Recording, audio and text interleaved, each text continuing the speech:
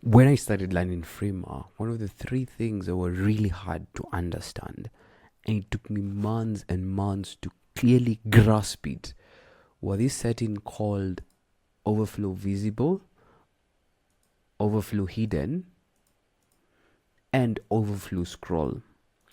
In this video, I'm going to make sure that you understand the difference between the three settings so that it can be easy for you to create amazing websites and to remove that burden of trying to understand these concepts.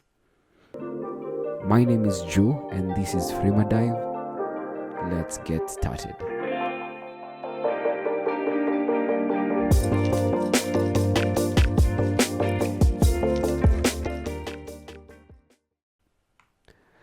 Welcome, this is now my Framer workspace, and in this workspace we normally start with a blank canvas. So what do? Now the first thing you need to know in Framer is that we can activate our shortcut and draw our first frame, which is by pressing or holding F on our keyboard and then just drag around it, and then you have your first square or rectangle. Okay, then now normally the default is that Framer, when you draw your first frame, it's usually colored, so we can just get rid of the color inside it. So the next thing we want to do is we want to create something that goes inside this frame. So we can again press F on our keyboard and draw it inside. So now this is a frame that is inside this other frame. So we can call this one the container, and then we can call this let's give it a color. We can call this white one the container, and this is the object inside the container. Let me now explain what's the difference between Overflow Visible, Overflow Hidden, and Overflow Scroll. So let's imagine this is the overflow. Okay, so the blue part, let's imagine we have this is our overflow, and let's imagine this is our glass technically. So let's imagine that we have this as our glass of water, and the blue one is our water.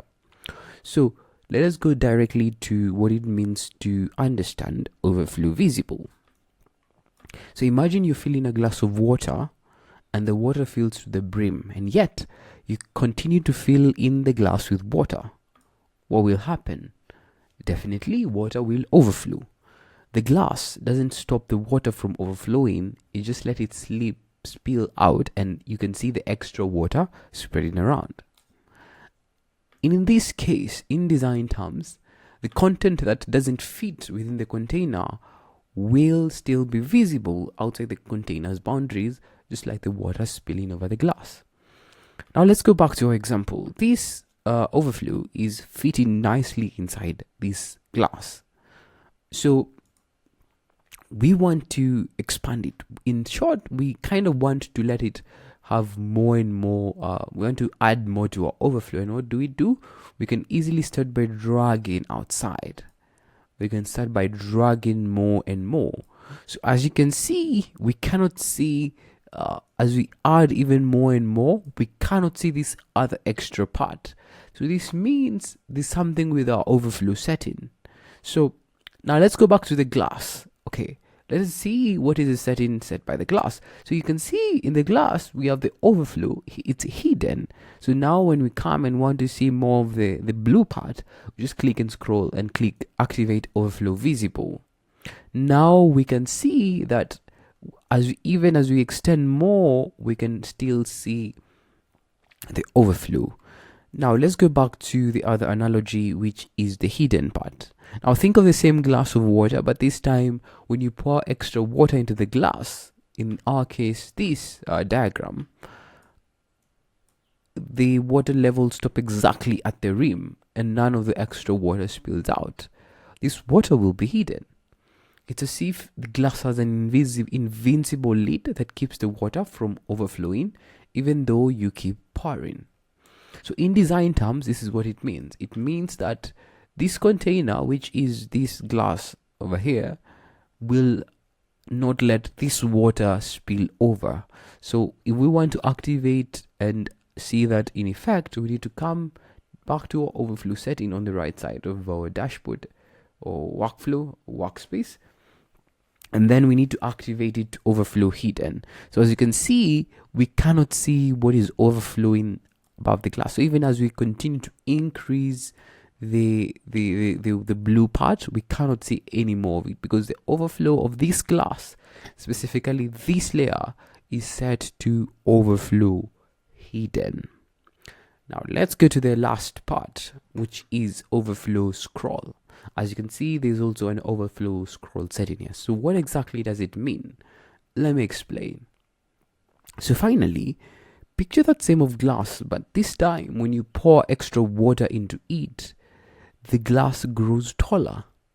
It still contains all the water, but now the glass has a special feature. You can only see a part of the water at a time, and you have to move the glass up and down to see all of it. Water will be seen only on scroll. Let me demonstrate this to you. So now we have our glass here, and we come to our layers. We can name this glass.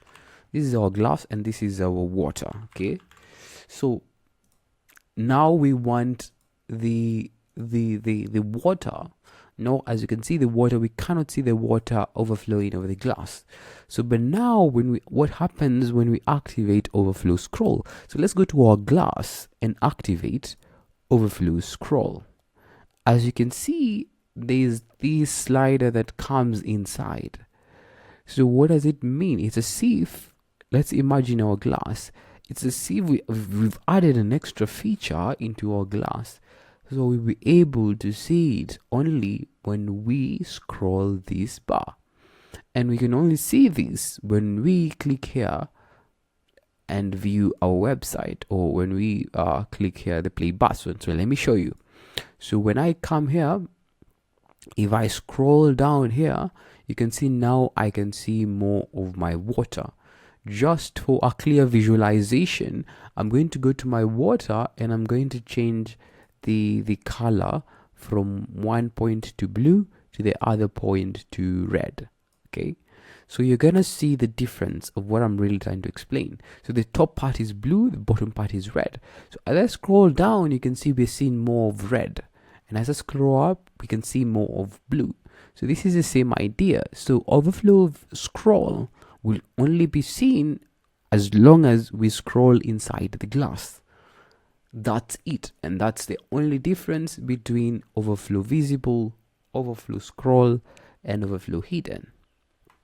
I hope that you've understood this concept, and if you're still trying to understand it, please, I will link this document as a remix file in the description below, and you can go and check out these notes that I've just written next to this. And you can also play along with this concept, and anytime you want to practice these concepts, you can just come here and do it yourself. Thank you so much for watching. This is Dive, and see you in the next video.